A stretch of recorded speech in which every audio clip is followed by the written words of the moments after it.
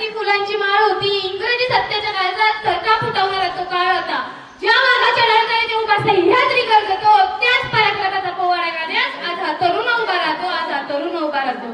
सन्माननीय व्यासपीठावरील मान्यवर, कडक शिस्तीचे परीक्षक व माझे विद्यार्थी बालमित्रांनो, नमस्कार.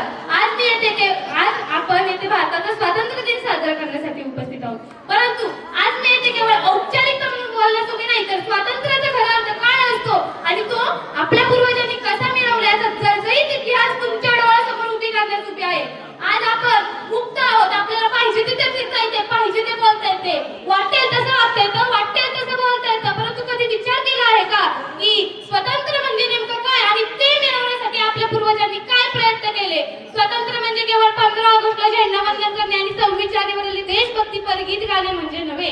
स्वतंत्र म्हणजे स्वतःच्या देशाचे अधिकार स्वतः घेण्याचा हक्क.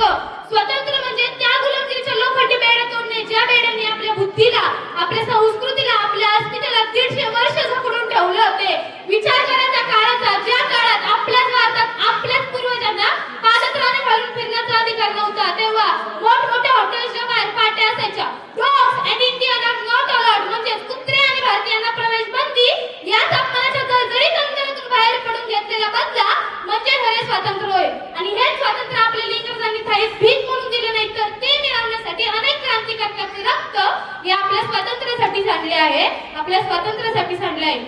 आज आपण रस्त्यावर कुठे एकत्र येतो आणि म्हणतो देश स्वतंत्र आहे, मी काहीही करेल, परंतु हे स्वतंत्र नव्हे, ही बेजबाबदार वृत्ती आहे.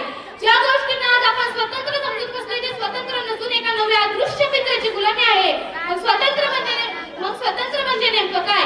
झाशीच्या राणीच्या तलवारीची धार म्हणजे असते खरे स्वातंत्र्य. सावरकरांच्या आत्मबळाचा कोलू म्हणजे असते खरे स्वातंत्र्य. उधम सिंगांनी लंडन मध्ये घेतलेला बदला म्हणजे असते खरे स्वातंत्र्य. आणि डॉक्टर बाबासाहेब आंबेडकर यांनी देशाला दिलेले संविधान म्हणजे असते खरे स्वातंत्र्य.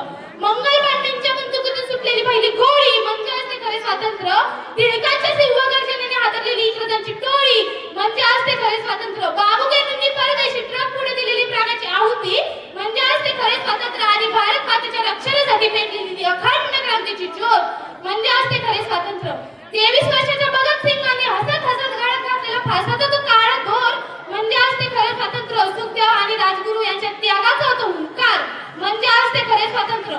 शेवटची गोळी शिल्लक असताना आझादांनी स्वतःवर झालेला तो प्रहार म्हणजे असते खरे स्वातंत्र्य. तुम मुझे खून न म्हणत नेताजींनी इंग्रजी सत्तेवर केलेला वार म्हणजे असते खरे स्वातंत्र्य. तात्या टोपे आणि नानासाहेबांनी शौर्याने गाजवलेले तिरंगा मैदान म्हणजे असते खरे स्वातंत्र्य. वासुदेव बळवंत फडकेंनी इंग्रजांविरुद्ध उभारलेले पहिले बंड म्हणजे असते खरे स्वातंत्र्य. लाला लजपतराय आणि लाठ्या जनतांनी छातीवर बाळगलेला अभिमान म्हणजे असते खरे स्वातंत्र्य. आणि छातीवर बाळगलेला अभिमान म्हणजे असते खरे स्वातंत्र्य. चाफेकर बंधूंनी पुण्यात जुलमीराजा केलेला वध आणि दिलेले प्राण म्हणजे असते खरे स्वातंत्र्य. थोडक्यात सांगायचं झालं तर स्वतःच्या हक्कासोबत देशप्रती कर्तव्याची जाणीव असणे म्हणजे खरे स्वातंत्र्य असणे होय. आज आपण या कार्यक्रमाची जाणीव करू, आज आपण या कार्यक्रमाची आठवण करून देत असताना आपल्या डोळ्यासमोर उभा राहतो 1857चा तो पहिला रणसंग्राम. अवघी 23 वर्षाची तरुण स्त्री इंग्रजांच्या छताडावर नाचली होती आणि कडाडली होती, मेरी झाशी नाही दूंगी, मेरी झाशी नाही दूंगी. त्या रणरागिणी राणी लक्ष्मीबाईचे रक्त या मातीत मिसळले आहे.